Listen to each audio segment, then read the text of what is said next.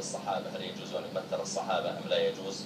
وهل يجوز أن يمثل العشرة المبشرون بالجنة أم لا يجوز؟ وكذلك هل يجوز أن يمثل الأربعة الخلفاء أم لا يجوز ذلك؟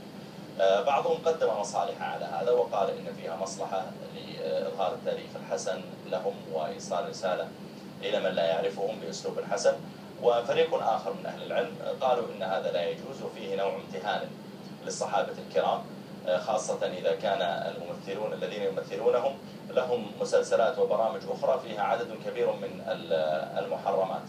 وأنا حقيقة لم أشاهد المسلسل ولم أره ولم أرى حتى إعلاناته، قرأت كلاما عاما حوله في الإنترنت، وبالتالي لا أستطيع أن أقول شيئا حول المسلسل بالذات حتى أشاهد شيئا منه.